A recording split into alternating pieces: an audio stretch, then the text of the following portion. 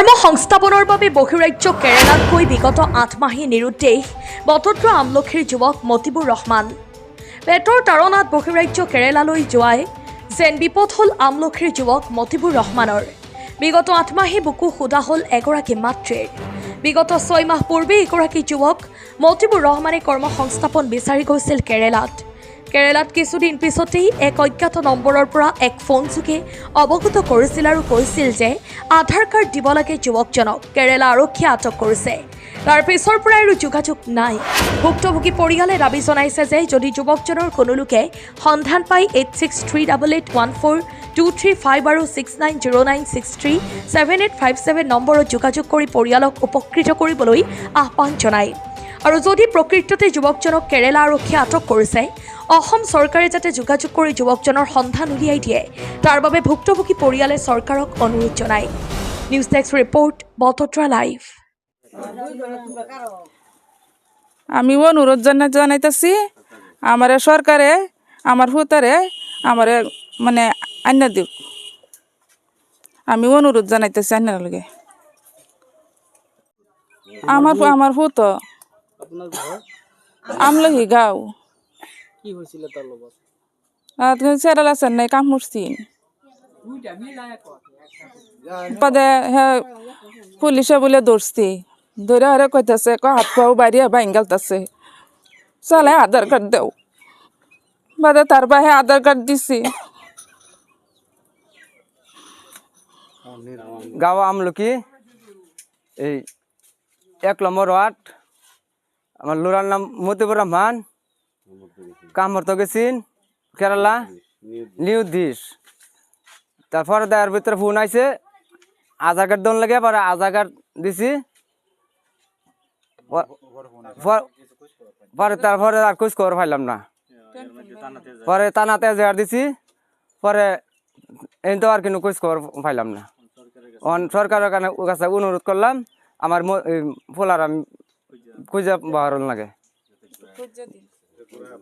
মানে আমাৰ এই গাঁৱৰ এই মন্নাচালীৰ ল'ৰা মতিউৰ ৰহমান পেটৰ তাৰণাতটো কেৰালাত কাম কৰিবলৈ গৈছিলে। যোৱাৰ পিছত আপোনাৰ কেইদিনমান পিছতেই মানে ফোন এটা আহিছিলে। ফোন এটাত মানে কৈছে যে আধাৰ কাৰ্ডটো দিব লাগে, তাক বোলে এৰেষ্ট কৰিছে। তাৰপিছত আধাৰ কাৰ্ডটো দিয়া হৈছিলেও, হোৱাৰ পিছত তাৰপিছত আৰু খা খবৰ নাই।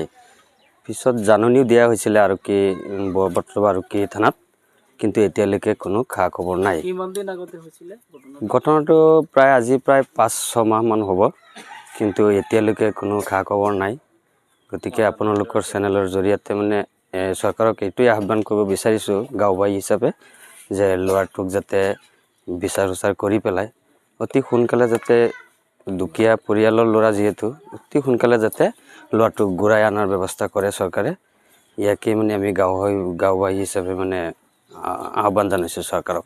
যদিও আৰক্ষীয়ে আটক কৰিছে বুলি কৈছে, কেৰালা আৰক্ষীয়ে আপোনালোকৰ গাঁৱত বা তেওঁলোকৰ কিবা যোগাযোগ কৰিছে নেকি?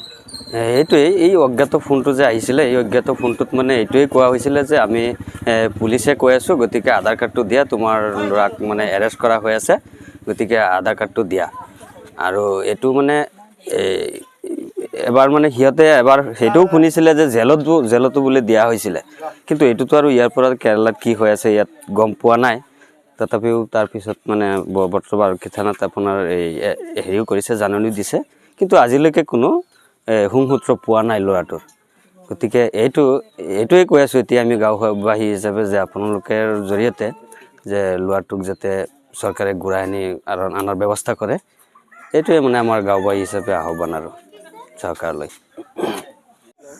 আমি এইটো ইয়াত শুনা পাইছোঁ আমলখি গাঁও, ইয়াত এই ল'ৰা এটা হেৰাইছে, মতিবুৰ ৰহমান নাম। কেৰালা বিদেশ কৰিবলৈ গৈছোঁ কাম কৰিবলৈ। তাৰপিছত বেলেগ কোনোবা বোলে ফোন এটা কৰিছে যে আপোনাৰ এই আধাৰ কাৰ্ডটো দিয়ক, আপোনাৰ ল'ৰা থানাত নিব লাগে। তাৰপিছত এই হেৰি কৰিলে, এই মোবাইল আধাৰ কাৰ্ডটো দিলে, তাৰ দেউতা দিলে, দেওয়াৰ পিছত তাৰ এইটো ল'ৰাৰ আৰ সন্ধান নাই, কোনো বিচাৰি নাপালে। এইটো ৬-৭ মাহ মান হৈছে আমি শুনা মতে।